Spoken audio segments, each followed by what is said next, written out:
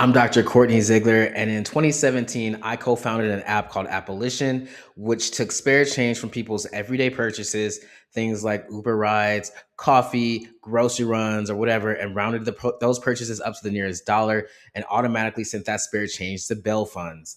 It ended up raising over $1 million, and in 2018, Fast Company named it one of the most innovative companies of the year. And it kicked off what a wave of what would become known as decar racing technology built specifically to chip away at mass incarceration. And I want to walk you through exactly how this happened from the first tweet to the first 17,000 users, because the process matters more than the outcome. And if you're trying to build something right now, anything, not just an app, this is the actual playbook, not the polished version. The problem. I wanted to solve the problem that cash bail keeps people in jail before they've been convicted of anything, not after a trial, not after guilt is established, but before it. Disproportionately so, it locks up Black people and poor people who simply cannot afford to buy their way out while they wait for a court date. Now, that might be weeks or months away, right? Bail funds already existed to help with this. Organizations were doing the work of raising money and posting bail for people who couldn't afford it. But those funds relied on people actively remembering to donate. Somebody has to see a post, feel moved, and take out their card. That's high friction. People care about injustice, but caring in the moment and remembering to act on it every single week are two completely different things. That gap between caring and acting was the actual problem we wanted to solve. Not how do we raise money for a bail? That's the surface problem. The real problem was how do we make caring automatic? How it started. Here's the part most people skip when they tell founder stories, and it's the most important part. I tweeted a simple question. What if there was an app that rounded up your spare change and used it to bail people out of jail? That's it. That was the entire test. No pitch deck, no investor, no meeting, no prototype, just a question put out into the world to see if anyone actually wanted this thing before I spent a single hour building it. The response was immediate. People said, hell yeah, not polite interest, real immediate enthusiasm. And that response was our market research. It told us something you can't get from a survey or a focus group, real unprompted demand from strangers with nothing at stake for them to lie to use. This is something almost nobody does before they build. They have an idea, they fall in love with it, and they go straight into building without ever checking if anyone besides them actually wants it. We did the opposite. We tested the market before we touched a line of code. Now, how did we build?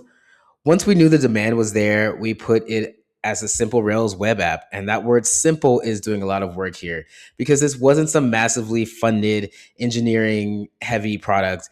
We built a deliberate choice to build it as a web app instead of a native app on purpose. That meant no one had to go download anything from an app store, no native iPhone or Android build. You could access it straight from a browser from any device immediately. That single decision lowered the barrier to entry for everyone.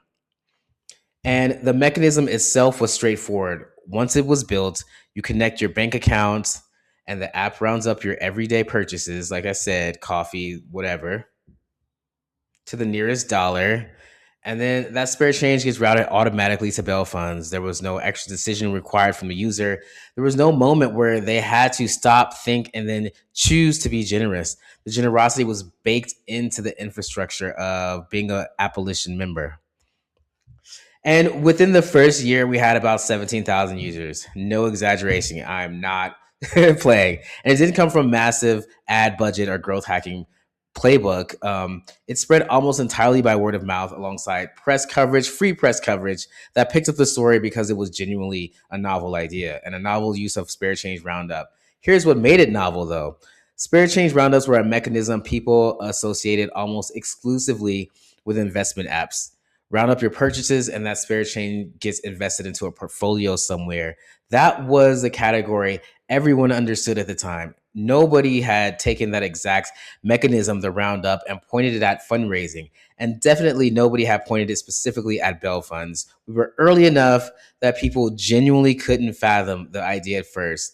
And then once they saw it working, they couldn't stop talking about it. And that's the thing about being early to a pattern nobody else has connected yet. It's confusing right up until the moment it isn't. And then it spreads on its own, right? You don't have to push it that hard. And the final result, like I said, over $1 million was raised automatically from thousands of people who had never had to remember to be generous because the app remembered for them. Fast company recognition that put the project in front of people completely outside our own network. And beyond the direct impact, it helped open the door for an entire category of technology aimed at dismantling mass incarceration. The actual lesson that I learned is that if you're building something right now, here's what I want you to take from this. Strip down to two principles. One, test demand before you build anything. A tweet cost me nothing and it told me everything. You don't need a prototype to find out if people want something.